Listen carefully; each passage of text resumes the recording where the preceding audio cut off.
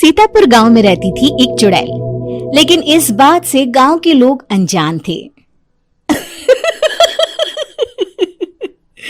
जब तक पूरे गांव की एक एक औरत के गहने मेरे पास नहीं आ जाते, मैं इस गांव को छोड़कर नहीं जाऊंगी, चाहे इसके लिए मुझे लोगों को गायब भी क्यों ना करना पड़े। दूसरी तरफ गांव की औरतें बात कर रही थी। अरे सुन रही हो, ये देखो, मैंने कल ही नया हार बनवाया है सोने का, कैसा लग रहा है? बहुत ही अच्छा। अच्छा है ना, पहले तुम पहनो, फिर शादी में अपनी होने वाली बहू को दे देना। और क्या, सोने चांदी का यही तो फायदा है, जितना पुराना उतना महंगा। लेकिन एक एक पैसा बचाकर ये लेना सच में बहुत मुश्किल हो रहा था मेरे लिए। तभी वहां पहली का पति आ जाता है। गांव में एक औरत के घर के सोने के सारे गहने चोरी हो गए। लोग बातें बना रहे कि गांव में कोई चोर घुस आया है जो घर की कोई चीज को हाथ नहीं लगाता, पर सिर्फ सोने के गहनों को ही चुराता है। अब तुम ना अपने ये गहने संभाल कर रखना। हे भगवान, ये क्या बोल रहे हैं? ये तो वही बात हो गई कि गांव बसा नहीं और लुटेरे पहले आ गए। दूसरी तरफ गांव के ही एक घर में रंजना रहती थी। उसके पति का गांव में चाउमीन का ठेला था। एक दिन उसके घर में एक औरत आती है। अरे रंजना, तू गांव में नहीं है तो सोचा तुम्हें बता दूं। गांव में बात चल रही है कि गांव में एक चोर घुस आया है जो घरों के सोने के गहने चुरा लेता है। अरे मैं तो सिर्फ ये कान की छोटी सी बाली ही सोने की पहनती हूँ, बाकी गहने तो मैंने गांव के बैंक में लाकर रखे हैं। ये क्या होता है? ना बाबा ना, हमारे गांव की औरतें तो गहने अपने पास ही रखती है। जब कहीं जाना हो तो बस अलमारी से गहने निकालो और पहन लो। दूसरी तरफ एक औरत हाथ में टोटके वाली छोटी सी गुड़िया लेकर घर में चली आती है। अरे कोई है? घर की औरत है क्या? क्या है ये गुड़िया? ये कोई ऐसी वैसी गुड़िया नहीं है, ये जादुई गुड़िया है। इसको घर की अलमारी में रखना।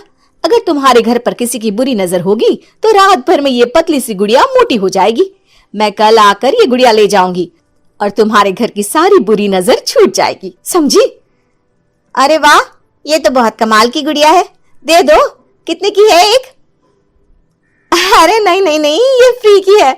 मेरा काम इस पूरे गांव को बुरी नजर से दूर रखने का है। हाँ। भली औरत उसके हाथ से वो गुड़िया लेकर अलमारी में रख देती है। लेकिन अगली सुबह जब वो उस गुड़िया को देखती है तो पतली सी गुड़िया मोटी हो चुकी होती है। हे भगवान, ये क्या? किसने मेरे घर को बुरी नजर से बांध रखा था? तभी वो गुड़िया वाली भी आ जाती है। मैंने कहा था ना, घर पर बहुत ज्यादा बुरी नजर है। लाओ, ये गुड़िया मुझे दे दो। औरत वो गुड़िया उठाकर उसे दे देती है।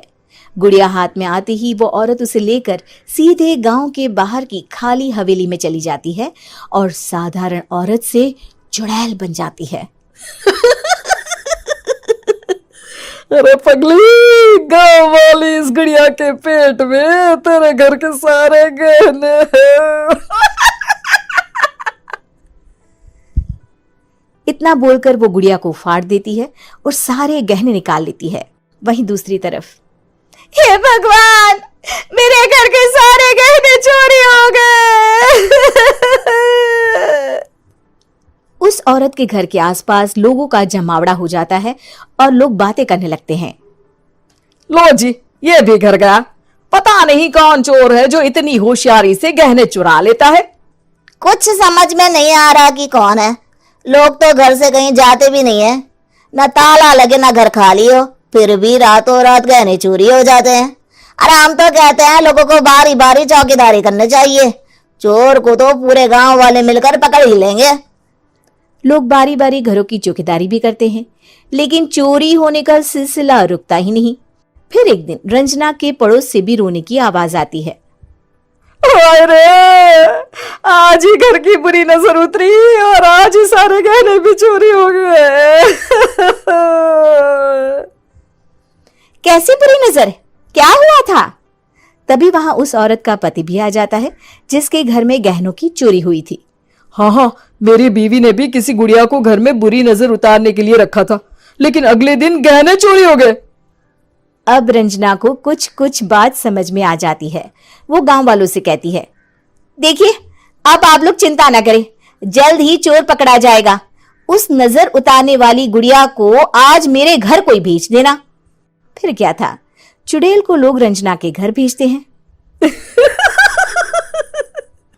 पहली बार देखा है कोई खुद लुटने को तैयार बैठा है। तो तू है जिसे घर की बुरी नजर उतारनी है? ये ले गुड़िया, ये सुबह तक मोटी हो गई तो समझो तुमको और तुम्हारे घर वालों को नजर लगी है।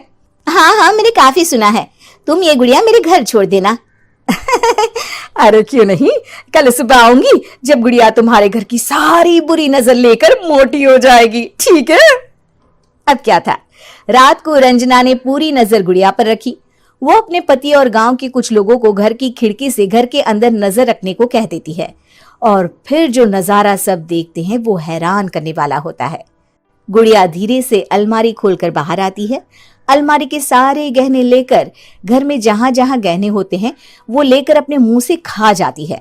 वो जितने गहने खाती उतनी ही मोटी हो जाती और फिर अलमारी में बंद हो जाती है। गांव वाले डर के मारे वहीं बेहोश हो जाते हैं। लेकिन सुबह जब वो औरत गुड़िया लेने आती है, रंजना उसका सामना करती है। ये देखो, गुड़िया कितनी मोटी हो गई है। लगता है मेरे घर में बहुत लोगों की नजर लगी है। लाला, ये गुड़िया मुझे दे दे। अरे बहुत कीमती गुड़िया है ये। तेरे घर की सारी बुरी नजर मैं गांव के बाहर वाली हवेली में फेंक आती हूँ। शाम को फिर लोगों के घर इसे लेकर जाना है ना। इसमें तो मेरी जान बसती है, जान। रंजना गुड़िया को चुड़ैल की तरफ बढ़ा देती है, लेकिन फिर वापस ले लेती है और गुड़िया के हाथ मोड़ देती है। जैसे ही गुड़िया के हाथ मोड़ती है, चुड़ैल का हाथ भी मुड़ जाता है। अच्छा, तो ये वो गुड़िया है जिसमें तुम्हारी जान बसती है। अब सुन चुड़ैल, तेरी सारी हकीकत सबके सामने आ गई है। या तो गांव वालों के गहने लौटा दे, नहीं तो मैं इस गुड़िया की गर्दन मोड़ दूंगी। चुड़ैल डर जाती है। अरे नहीं नहीं, मेरी गुड़िया दे दो, मैं सबके गहने वापस कर दूंगी। ठीक है, अब भी जा और सबके सारे गहने वापस कर। चल निकल यहां से। चुड़ैल सबके गहने लौटा कर रंजना के पास आती है।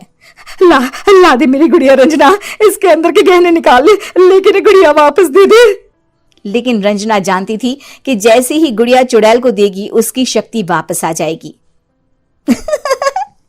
चुड़ैल, तू तो चुड़ैल ही रहेगी, ये मैं जानती हूँ। अरे नहीं नहीं नहीं, मैं गांव छोड़कर चली जाऊंगी, किसी को परेशान नहीं करूंगी, वादा करती हूँ मैं। लेकिन रंजना उसकी एक बात नहीं सुनती और गुड़िया का सर उसके शरीर से अलग कर देती है। चुड़ैल सर अलग होती ही गायब हो जाती है। गांव वाले रंजना के साहस और बुद्धि की खूब प्रशंसा करते हैं।